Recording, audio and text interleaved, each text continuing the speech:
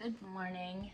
It is currently very foggy and wet outside, and it's Monday morning, which is always my laundry morning, but I'm going to wait until the weather clears up a little bit because at this point my laundry would just get more wet. And while I'm waiting for the fog to lift, I'm going to get started on supper for my family. And what I'm going to make is chicken noodle soup. And chicken noodle soup is very, very basic, and it's a staple for our family. But because I'm part of Souptember, I'm going to show you some tips and tricks that can take your chicken noodle soup up a notch. Like, you could make it for company. So the first thing I'm going to do is make the homemade pasta. And homemade pasta is very, very simple. So don't skip because you think I could never make homemade pasta. You don't need anything fancy to make your own homemade pasta. And even if you decide not to make the homemade pasta, the rest of the recipe is very, very simple. And I know that your family will love the chicken noodle soup as much as I do, and as my family does. So even if you use store-bought noodles, this recipe is still for you. Now, being part of Souptember means that every day in the month of September, the Mennonite Farmhouse is hosting a different soup recipe, a different channel, making a different soup, and she's put together a playlist. And on October 1st, she is going to be doing a drawing. At the end of this video, I am going to tell you how to enter the drawing and when it will be. But she's giving away $300 in Amazon gift cards, and it's very, very simple for you to enter. So don't leave until the end of the video because that's when I'm supposed to tell you how to enter. Now, normally when I do YouTube videos, I just wing it and I do whatever feels natural to me. So having different things that I have to do to be part of this collaboration is a little bit of a stretch for me, but I promise you that I'm trying to do everything that I was asked to do for the collaboration. So I'm gonna start by getting my pasta ingredients going, and the recipe that I'm going to share in the description and on my PDF, printable PDF, is going to be a serving of, that'll serve 6 to 8 people. But you'll see me making a double recipe here because number one, I have a big family, and number two, I want enough soup for the next day's lunches, and we pack 6 lunches every day. So that's why you'll see me making a double recipe, but in the description I will have a smaller recipe that will serve 6 to 8 people. So I've got my 3 cups of flour in there, and I'm gonna add 2 teaspoons of salt, and then I need 2 teaspoons of fat, and you can use, I'm using tallow. You can use butter or you can use olive oil. Any kind of fat will do. And then I'm gonna add my 2 eggs, and these are actually duck eggs.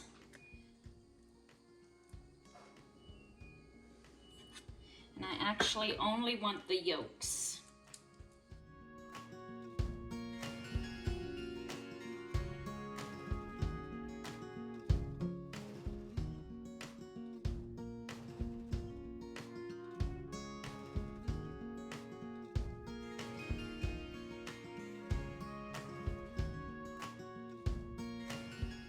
So I'm going to start mixing this all together.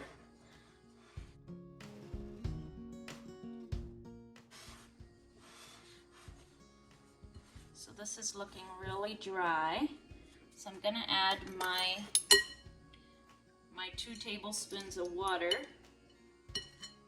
which actually 4 tablespoons of water because I'm making a double recipe.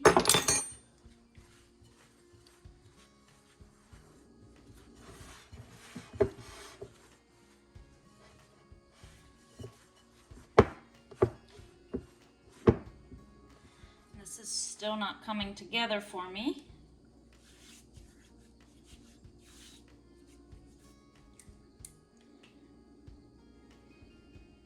So I'm gonna add 2 more egg yolks. That was a regular size one, and then this is a silky yolk. So this one's a little smaller.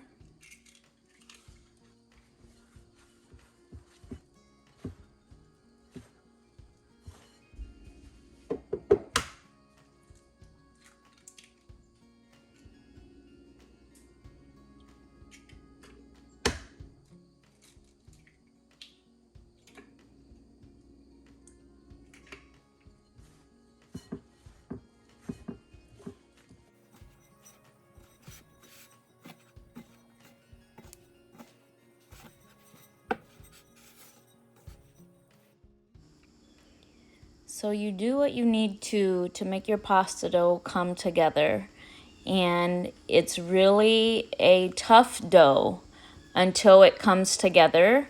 And then the more you work it, the softer and the more elastic it becomes.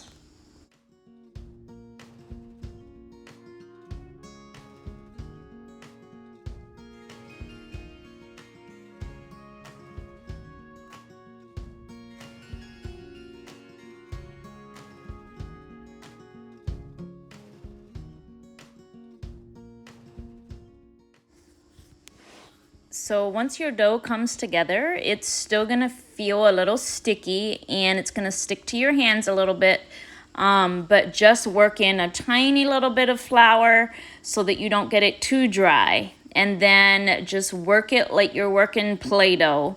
And you cannot kill or overwork the pasta dough. Just keep working it until it feels nice and smooth and it's not sticking to your hands anymore.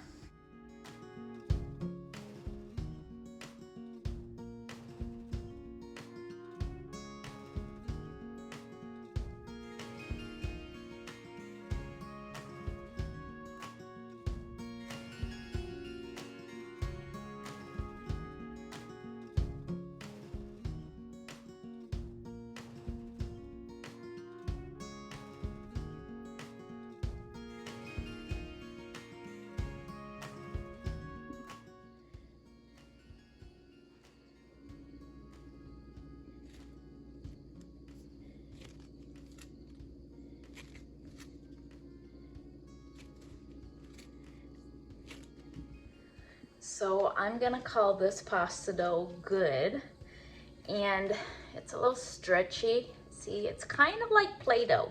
It reminds me a lot of Play-Doh. And the reason I like to use just the yolks of the eggs and not the whites is because I like a real yellow pasta. And I always feel like my pasta dough just gets a little better when I exclude the egg whites. And the thing, when I share recipes here on YouTube, you might see me do things on the video that I don't describe very well in the description. And that's because my Mennonite mom and grandma taught me how to cook from scratch, and they rarely, if ever, used a recipe. They would teach us girls by taste and by feel. So if we were making pasta or egg noodles, they would, come over and they would say, oh, that doesn't feel quite right here. And they would either add another egg yolk or they would sprinkle in some more water. So my goal here is to do that same thing with you, to give you the freedom that you need to adjust things to your own liking, or if something doesn't feel right, to just go with it. Cooking from scratch should be adjustable and flexible. So if you feel like your dough's too dry, add another egg yolk or add some more water. If you feel like it's too wet, you just sprinkle in some more flour like you saw me do on the video and you work that in. My goal is to make you feel like you're standing at grandma's elbow and she's saying, here, that doesn't feel quite right, let me help you. because that's how she did with me. And then she'd say, now you feel how that feels more stretchy? Now you've got a good pasta dough.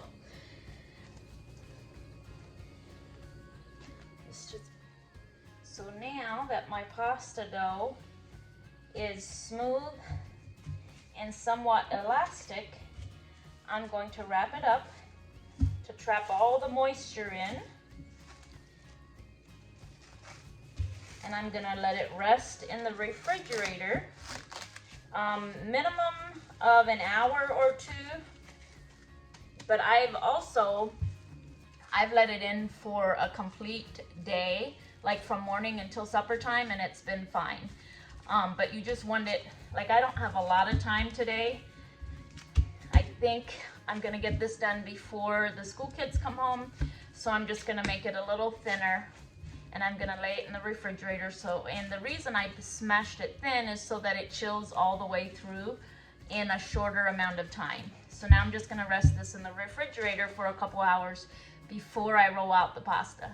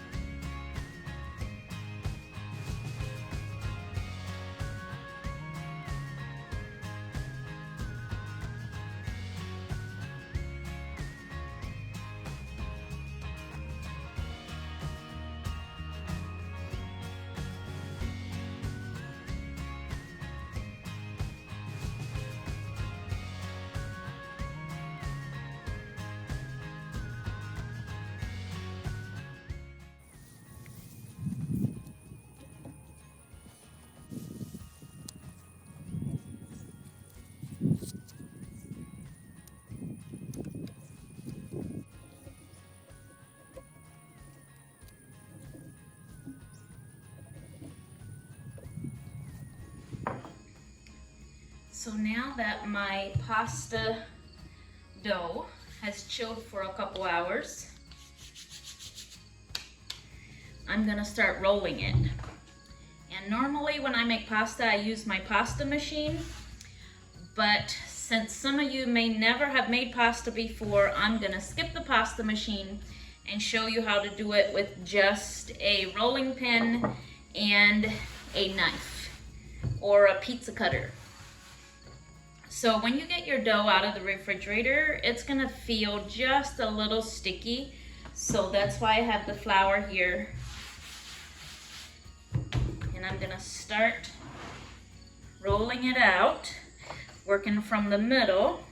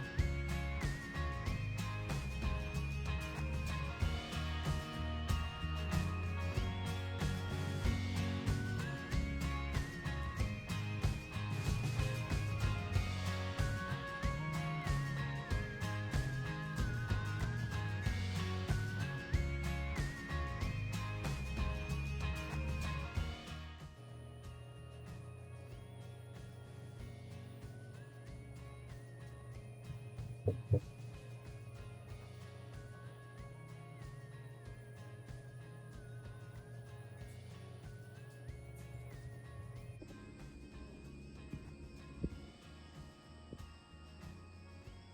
now that I've got all the pasta cut, it would be ready to put into your boiling broth.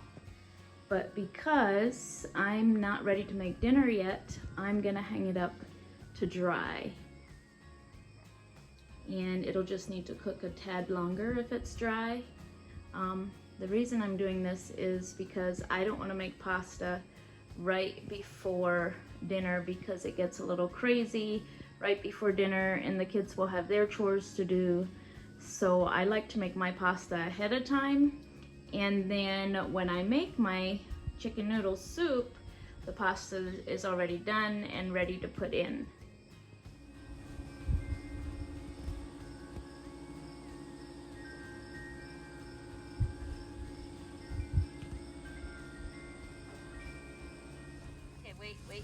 So the kids are home from school and we are in the garden gathering some veggies for our soup.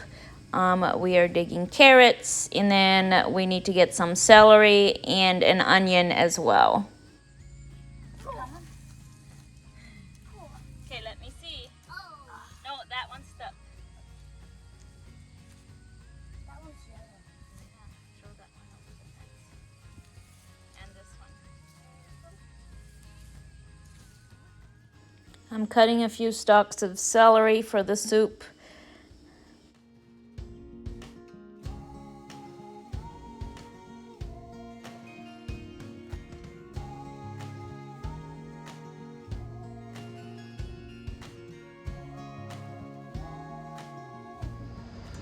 So the kids are working on laundry for Hadassah. I'm not sure where her brothers are.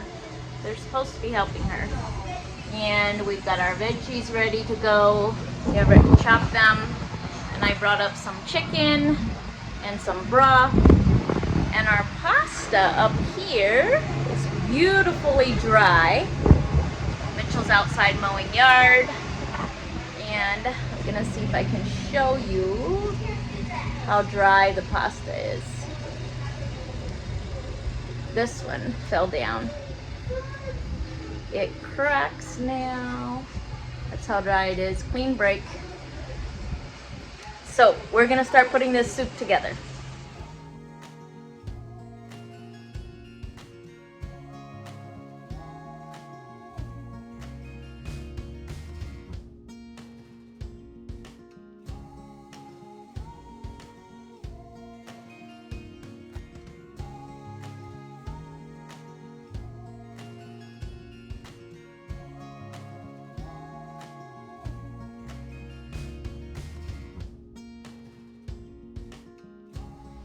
So I've got my home canned chicken here.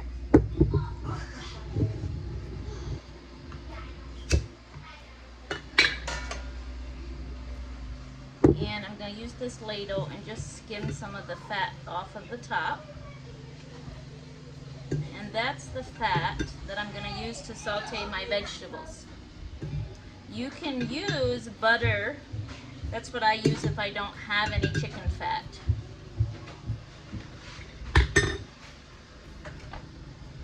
And then I'm going to also skim the fat off of my broth here. Oh, I need a smaller ladle for that.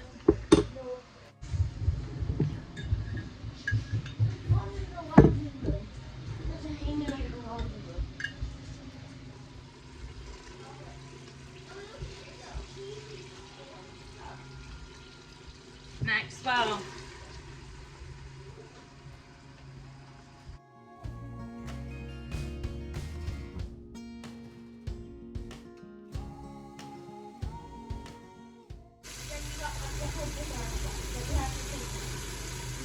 Kendrick, I've got something for you.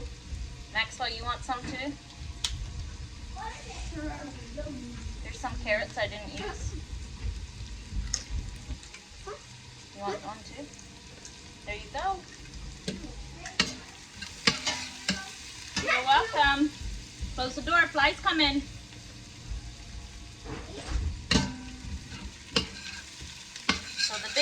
thing that I'm watching for with my veggies is that the celery starts to get tender, because my family doesn't like crunchy celery in their soup. I, on the other hand, like the texture of crunchy celery.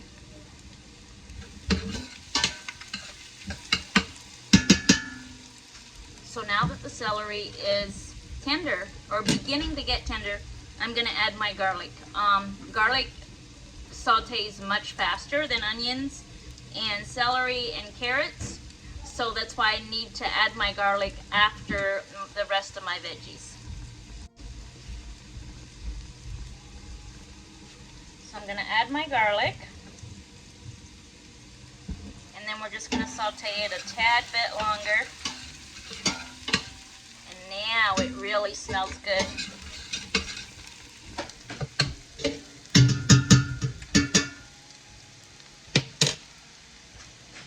So now I'm going to add my broth.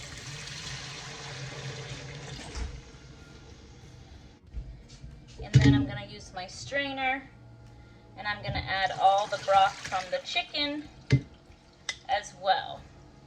Then I'm going to set the chicken aside, and what I'm going to do next is take my jars and rinse them with very hot water and add that to the soup as well.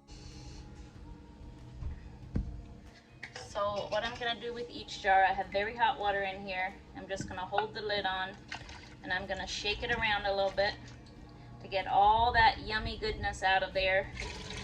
And then I'm going to add that to my soup pot as well. And I'm going to do the same with this one. And I know that my home canned broth is very, very concentrated, so that's what I'm doing, why I'm doing this. I can easily afford to add some water to my soup without losing a whole lot of flavor. And I'm just gonna let that simmer for a while longer to get that celery good and tender. When I'm in a hurry, when I'm not trying to make gourmet chicken noodle soup, I will just add some celery salt and maybe some garlic salt and some onion salt, and I'll open a pint jar of home canned carrots and I'll dump that in, and then I'll dump in my chicken and my broth and my pasta, and we'll have chicken noodle soup. So make the soup your own, taste it, adjust it to your taste, use as much broth as you want, or use all water and add more seasonings. That's what cooking from scratch really is doing it the way that feels right to you.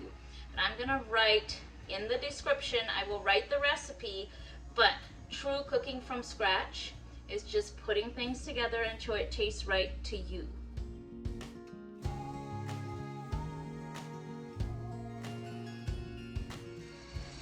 So Elvin's home from work and my broth is boiling, so it's time to get the pasta into the soup. So this is where you would put your fresh pasta into the broth, or your dried pasta. So I'm gonna break the pasta off because my family doesn't care for really long pasta in their chicken noodle soup.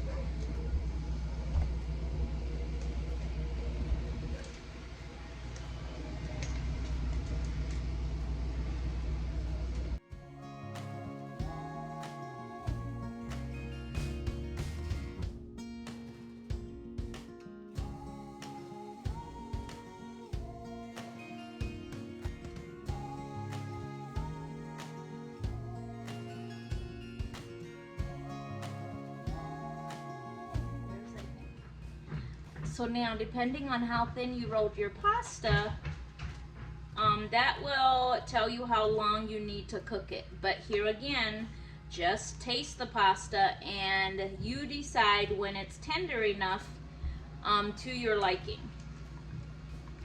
And I'm just gonna simmer this real low because of the flour on the pasta. It can have a tendency to boil over. I think I'm also going to add my chicken now.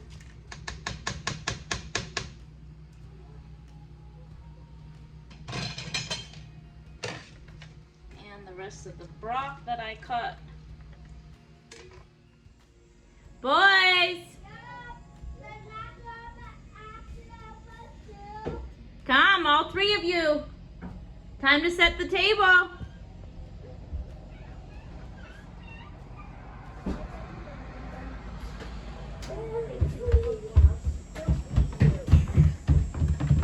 I beat you.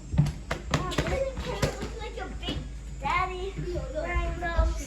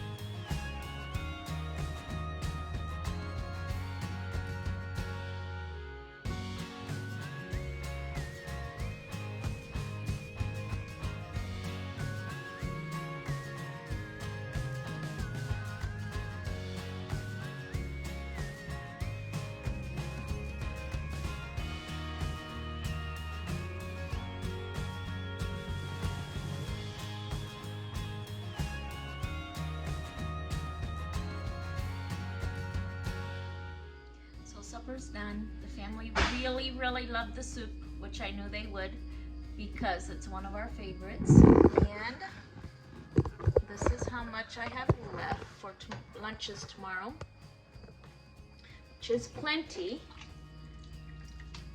But my mom always added corn and called it chicken corn noodle soup. So I always serve it the first time without corn, and then I add a quart of frozen corn into the leftovers. And that helps cool down the soup. And now we have enough for another whole meal. So I'll put the soup into a dish and leave the corn in there. This corn will defrost as the soup cools. And then tomorrow we will have chicken corn noodle soup. And I've been told that that's very German to add corn to your chicken noodle soup, which would make sense because my ancestors were all German. So there is our family's favorite chicken noodle soup. Thank you, Leanne at Mennonite Farmhouse, for inviting me to be part of this collaboration, this Souptember collaboration. So the way to enter to win one of the Amazon gift cards is to comment on this video, and you'll have more chances to enter if you go to the Souptember playlist and leave a genuine comment on every one of the Souptember soups, every one of those videos. Thank you for watching, thank you for commenting, thank you for liking. Thank you for being here, and as always, make the recipe your own, adjust everything to your liking.